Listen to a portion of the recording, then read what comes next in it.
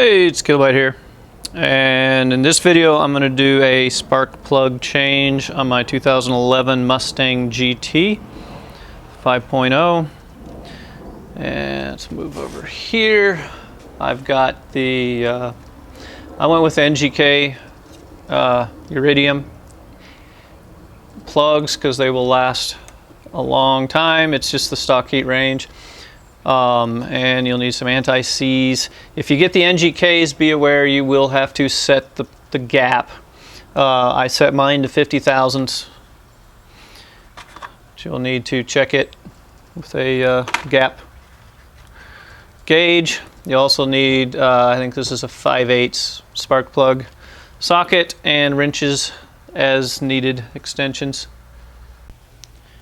So if you have the premium, you'll need to take the bar that goes across from the strut towers across the engine. That will need to be removed. That is a 13 mil. So we'll start off removing these and get the bar out of the way. Okay, with the bar removed, you want to take off the plastic cover. It just pulls straight up. It may be a little stiff, but it just pulls straight up. As long as you pull up, you won't break it. Okay, now we got to remove the PCV valves, or the hoses. To do that, you've got these gray, you push that down, slide that over, pull it up. Same here. I've already loosened mine so that I wouldn't waste your time. It's a good time to change your, empty your catch can as well if you've got one. If you don't, I suggest that you go get one because it really catches a lot of the oil that gets pulled up into the intake on that on the rider's side.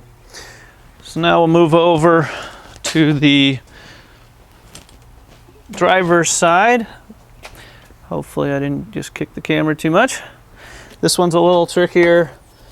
I had to use a screwdriver to pull that down. That allows this one to be turned, giving you access on this bank. Just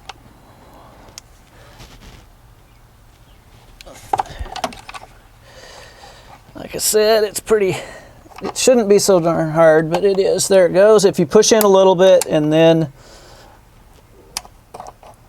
slide it over, boom, there it is. Hopefully you won't break any. Just be careful. All right, so now those are off.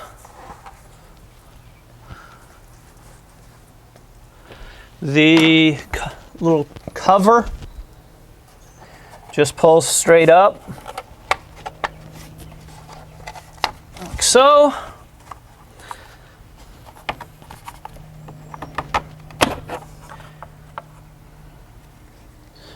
Got this one off, and on the other side we'll do the same thing. The only difference is we have to pull the oil cap off. So pull the oil cap off like such. Carefully pull this off. And I say carefully because don't lift this over your oil fill. You don't want dust and dirt to get in there. In fact, what I should have done, I should have wiped this first before I pulled the cap off. But there you go, that gives you your access. All right, so now we've got the cover off and gives us access to the coils. The coil connectors, and I will tell you some of them are gonna be really hard to get off, but you basically pull up. So right here, hopefully you can see this red piece. You're gonna push down on the plug push up on this red tab, then kind of put your fingers like so, squeeze this, wiggle it back and forth, and there you go. Now mine's got 68,000 miles on it, and these have never been off, so they're pretty tight. And so that one just slid right up. And that one came off pretty easy. But anyway, I won't bore you with all these. That is how you get them off. So once you've got all of these off, you will then need to remove this 8mm bolt. These are not real tight, they're just 8mm. So break it loose. And I hope this does show on the camera.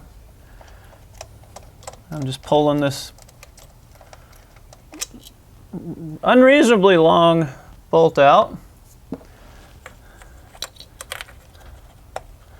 That will allow you to,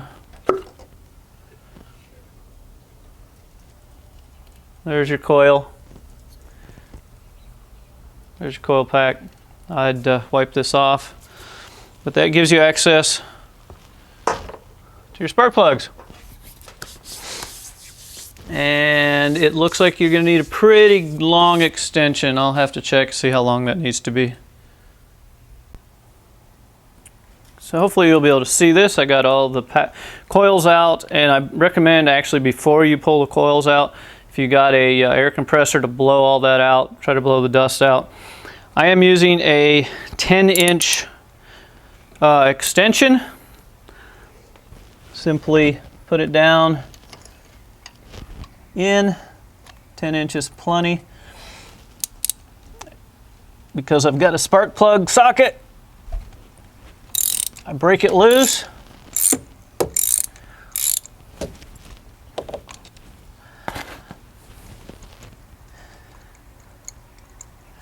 And once the threading is out, because there's a spark plug socket, it's got that rubber piece in there, it will pull the plug out with it. And they're pretty worn. I'll have to check the gap on them.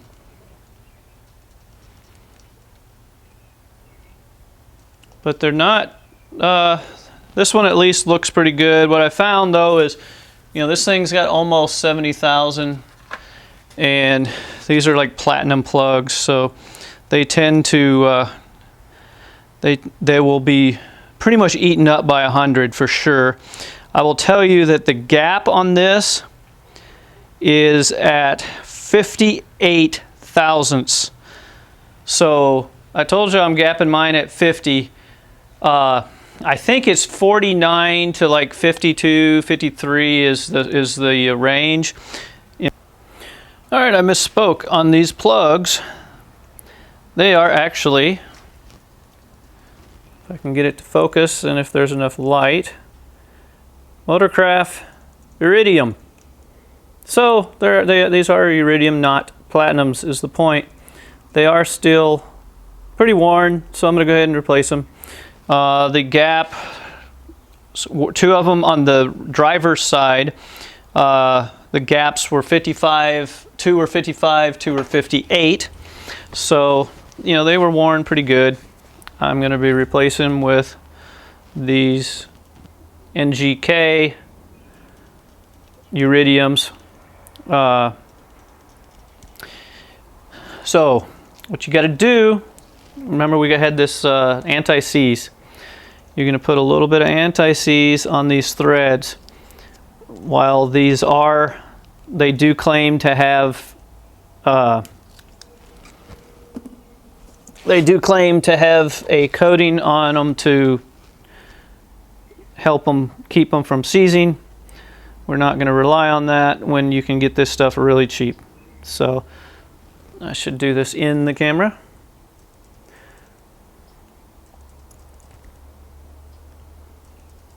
So there you go. Put that on your threads. Now I used, again, you've got the spark plug socket, very important because that's going to hold your plug as you slide it in to the hole. Nice and gentle. Make sure you don't hit the ground wire and mess up your gap. You're then going to start turning it by hand. There, now it's stopped. Now, according to the box on this particular plug, if you can read Egyptian hieroglyphics, it says to hand tighten and then turn a 1/16 inch, 1/16 of a rotation. So that's what I will do.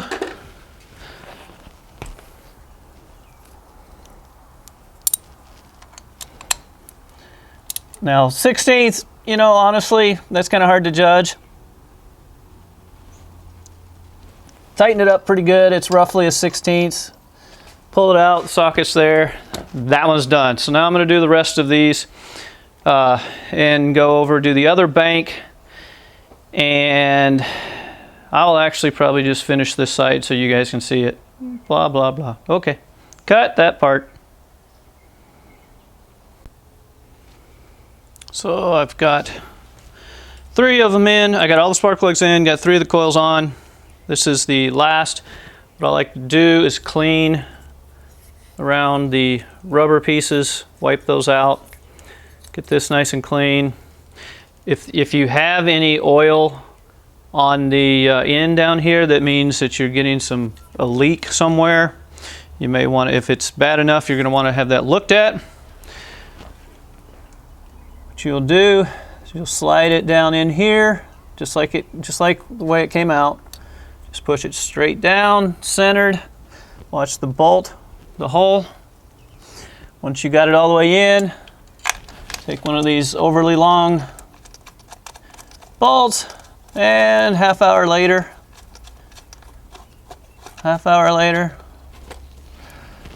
yep, still going. Okay, so we got it a little bit snug. And then I'm going to take, I'm hoping you can see this. I'm going to snug it. It's just a little 8mm bolt, so snug it. Don't over tighten it. If you strip it, it's your fault. So get it nice and snug, but don't over tighten it. Now we slide our connectors on.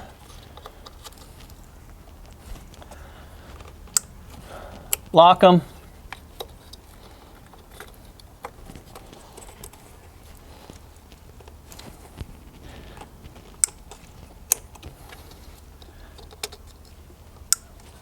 And you'll hear it when it's all the way down. And then so there, those are all on. I'm going to go ahead and do the other side, and then I will start putting all the covers back on, because we wouldn't want to show this ugly stuff, would we? Yeah, I would actually leave them off, but no, I'm going to put them back on just to keep the dirt off of it. All right, I'm on the rider's side, as you can see, and I got most of the coils out. I've loosened the plugs, and then we get to this problem child back in this corner. So I will tell you, I tried to do it without pulling the battery negative cable off, which by the way takes a 8mm. However, after shortening it once, I went ahead and took the negative battery cable off. Next, I ended up using a 6-inch, focus where I want you to focus, there you go, 6-inch extension on the spark plug socket. Then I added another short extension. I don't know what this one is, it doesn't say what it is. That allowed me, so once that's on, then you put this on, then you put the wrench on, and should allow you to work it out. You might be able to do it without this little extension, but that's how I'm doing it. And yeah, fun. Also, let me just stress to you on this side, on these, when you push this up, that's great, but you also need to push right here when you're trying to pull them out. And on these, when I pulled them out, even though I had blown this out some before pulling the coils out, dirt came pouring out of around here. So yours may or may not be as dirty as mine was. So now I'm going to finish this side. All right, the new plugs are in. And unfortunately all the settings are gone, but new plugs are in. Everything's back together. Battery's plugged back in, so let's just see what she does.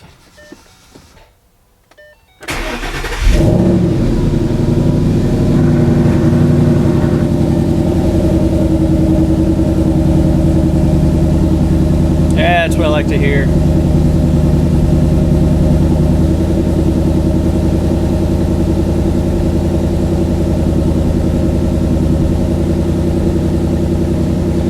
Alright, well, hope that was helpful.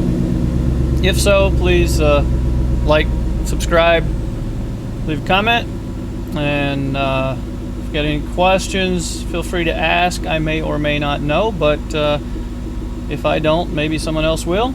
So, thanks for watching. Have a good one.